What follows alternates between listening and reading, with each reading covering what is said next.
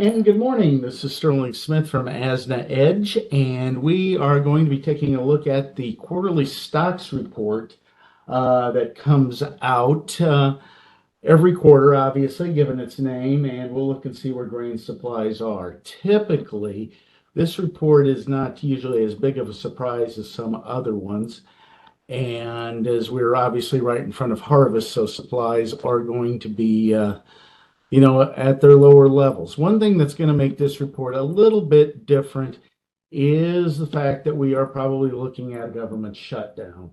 If Congress cannot get together on some sort of resolution by the end of business today, the government will be shutting down. Now, I've gone through at least two of these, if not three, and what has happened in the past is government reports stop. That means things like, for example, the crop progress reports, the export inspection reports, export sales reports will not be delivered in a timely manner. So from that point, that creates a bit of a void for information in the markets. It can lead to some trading difficulties as these reports, and everyone debates about how accurate the USDA is, but regardless of how accurate they are, they still serve as an anchor. And this can create some other problems. Other issues that we could see with the government shutdown would include air traffic controllers working without pay, and that can lead to some problems with absenteeism and things like that. So it can result in flight delays, things of that sort. This will not result in any sort of government default, which was the thing we went through earlier in the year where they're trying to increase the debt limit. So it will create a different set of problems. It will also lead to some of the data looking a little bit different. That may make today's report seem a little bit more important than what it is before, because this could be potentially the last chunk of news we get, as we're right in front of a WASDE report coming out in October, and that report may not be happening. This can also affect bigger reports that we get from the Department of Commerce, the Department of Labor, like jobs numbers and things like that. So given some of our particular market sensitivities that we have right now, this could definitely create some issues within the markets and some increased volatility. We are about 12 minutes away from the report, so let's go ahead and take a look and talk about what's going on in the grain markets and a few other things here while we have a few minutes.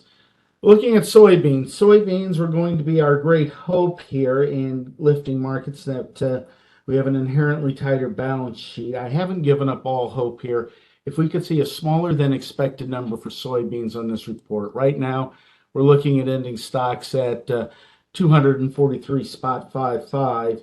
If we were to see that number come in noticeably lower, like a number 220 or below that, that is something that could help spark a little bit of buying, as this will affect the carryout from last year and indicate some tighter stocks, and that could be supportive to the soybeans. Looking at the market right now, we are clinging to support. We have right around this $13 area we've been holding here. The price action on the previous 3 days, not counting today, is actually bearish. If we see a close below yesterday's low, that will confirm a reversal, and that is typically a reliable and rather bearish pattern. And you can kind of see the reverse of it down here, where we traded, made a spike low, returned, came back up and traded higher, and that started to move. This, unfortunately, could work exactly in reverse. Along with the government shutdown, we have another problem. I'm just got all kinds of good news here. The Mississippi River is reaching levels that are near record lows, and there's been some drinking water issues in New Orleans, and this could definitely affect our export situation. We are struggling with exports right now. We are not selling enough. Global offtake for soybeans is not what we really need it to be, or for corn. Wheat had a little better week this week. But if this were to, become a bigger problem and we're unable to export, this could create specific problems for basis for producers, and we could see basis drop. It will also create problems for the board, as prices will start to back up again and drop because of a demand problem. It would be a benefactor to Brazil if it were a different time of year. This time of year, the world is dependent on U.S. soybeans. but an inability to move them could have some adverse and volatile price effects and actually could go either way. Moving on to the corn market. Corn has done a little bit better this week. As you can see, we've made this slow cratering, sideways sort of bottoming action here, hovering between, about 465, what's our low here? Our low here, 467, trading up to, just south of $5. Some of this is fund buying. The funds last week had a precipitously large short position. Fund managers, if they become tired of a position or if they don't think they have as much upside, tend to slowly start buying these things back. It doesn't mean if we get a spike back up to $5, they won't come back in and sell, but most likely they will not come back in and sell as heavily as they did before. So this can help begin to form a bottom, but in order to get corn prices to move up, we're going to need relief on the balance sheet. The best way we can get relief on the balance sheet is to see an uptick in exports, which, again, corn obviously is going to face some of those same issues that we are going to be facing with the soybean market in terms of being able to move the crop. Fortunately for corn, most of their exports are actually more of a springtime phenomena, so there is time for that to work out, but we may feel this more acutely in the nearby soybeans, and you could see basis problems up close, but perhaps down the road when we get into another little flat spot we have before Brazilian exports pick up, we might be able to see basis improve. So that is my biggest concerns right there with that. Going on to the wheat market, wheat just continues the slow grinding slope lower in Chicago. We're sitting right on support right around 575. So far, we've been able to hold that, but we really haven't been able to develop any sort of upward traction. Funds here are also holding a very, very large short position, but they held that through the start of the Ukrainian war.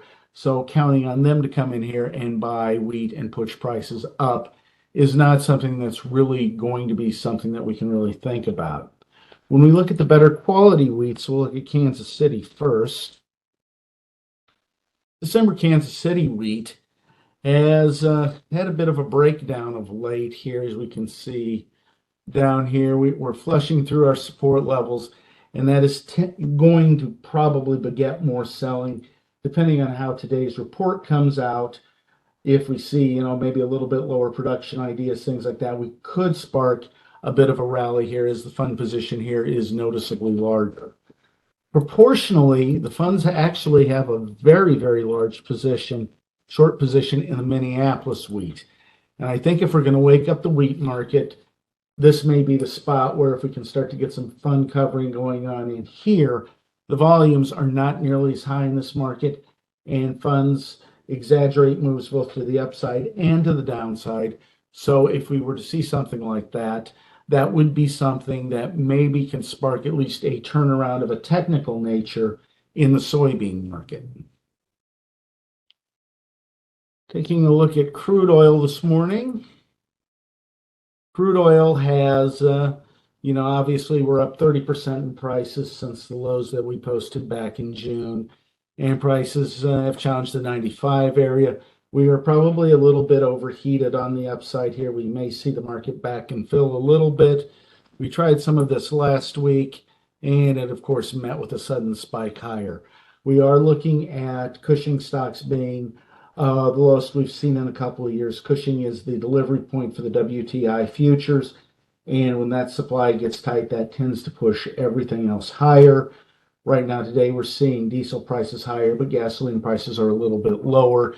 Some of that is a seasonal effect on gasoline. This isn't a great time of year for gasoline, but on the other hand, we're looking at the highest prices we've seen for gasoline this time of year in the last 5 years. Another little item that we have here, interest rates. It has been a wild week for the interest rates market. As you can see, this is the rate on the 10-year Treasury, and we have been steadily tracking higher really since April, May, and we made a new high for the move here, trading up as high as, how high did we get? We got to 468. This was the highest yield that we've seen on the 10-year note dating back to 2007. I don't want to talk about what happened after 2007 because that was 2008. But we have eased off the last couple of days. I don't think this means that interest rates are changing direction in a manifest or manifold way. I think we got a little bit overdone. As you can see down here, the RSI moved up into the red area, which indicates that we were getting overbought, and this is more profit taking on the short side. Trading funds have an enormous, a record short position in Treasury futures. So that's going to produce some ebb and flow here. What I do think is happening, we had a tier of interest rates here between 4 and about 430 or so. I think we're moving up into a new tier where you'll see low rates being, 442 or so on the bottom end. Probably going to find another tier higher, probably closer to 470 and trade within that until we get some more information about inflation and everything else that the Fed is doing. We did get the PCE inflation numbers this morning. These are closely followed by the Fed. For the most part, they were as expected. The food and energy component did push the inflation numbers back up, and this is something that could keep this interest rate environment, as the Fed likes to say, higher for longer, and that is something that we do need to be concerned about, as this is going to affect businesses. If you have an operating line of credit, I don't need to tell you that this is getting a little bit more painful. But as companies have to go and refund their debt, they're going to be refunding it at a higher level, and that's going to it can manifest itself in three ways. Either they have to make employment choices and cut headcount. They're looking at possibly compressed earnings, or if they're a company that has pricing power, they're going to have to raise prices. So again, we have that problem with inflation. And let's see, we're also seeing another market that I've been quite bullish on and have enjoyed some of the effects of that bullishness is the cattle market. And as you can see, we have on the December futures here, we have moved up very nicely, really for the last year. We seem to be hitting a wall up here, and we have a particular problem.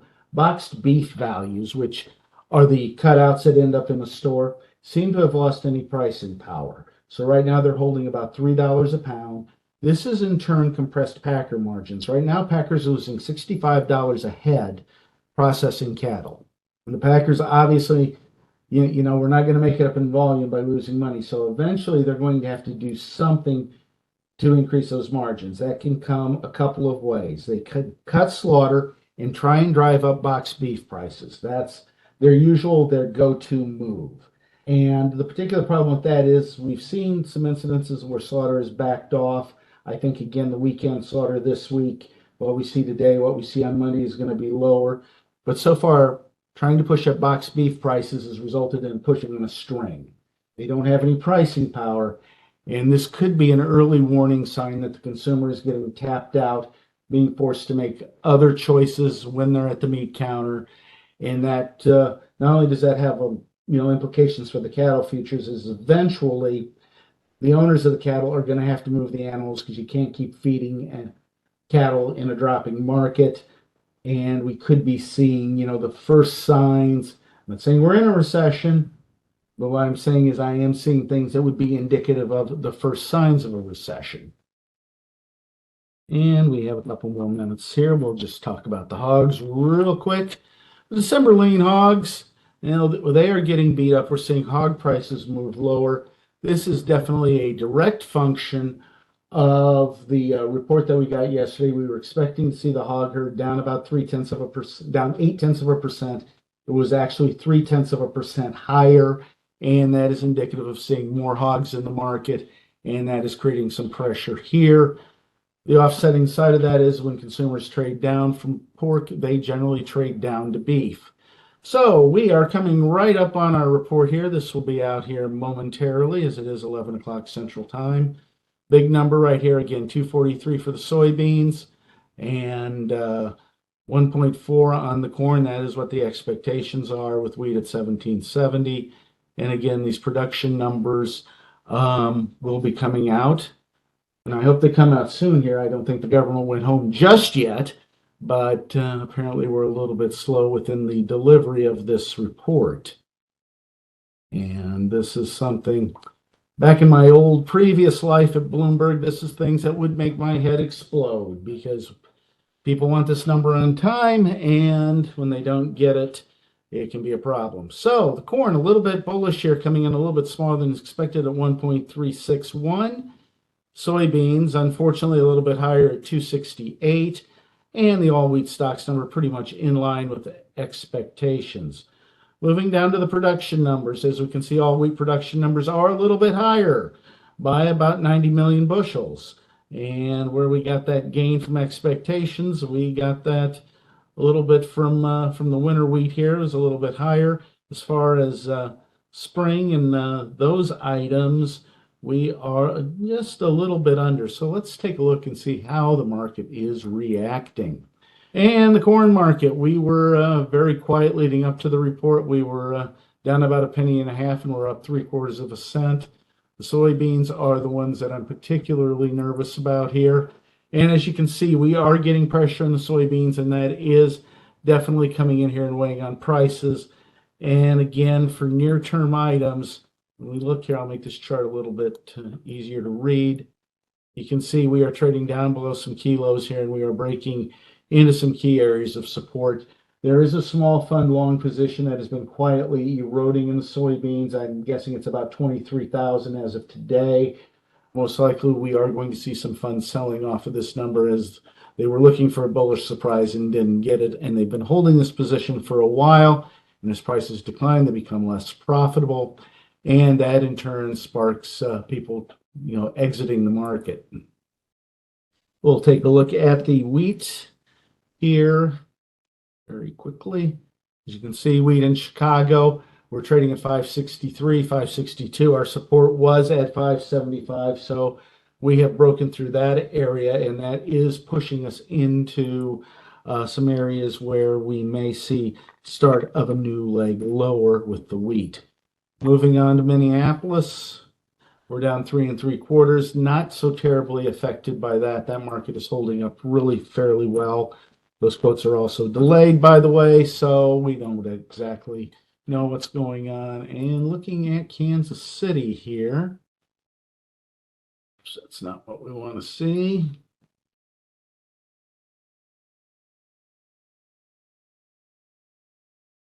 And looking at Kansas City, we are making fresh lows there. So obviously this market is interpreting this as bearish. And we have a lot of things going on. We are looking at the UAW strike expanding, the government shutdown.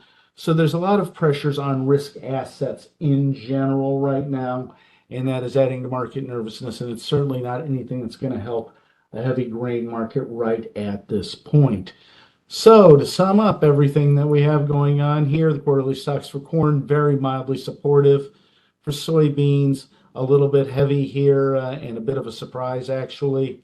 And the wheat stocks just a little bit more total, more than expected. So I want to remind everyone to make sure to read the DMOs every day and also to listen to the podcast, as we have a lot of things going on, and it is going to be probably quite the October, as typically the first couple of weeks of October see some pretty extreme volatility in a lot of markets, and we have many moving parts. In fact, we probably haven't seen conditions like this since the pandemic. So with that, I'd like to wish everybody a nice weekend, and let's make sure the Chiefs show what the Jets football is all about.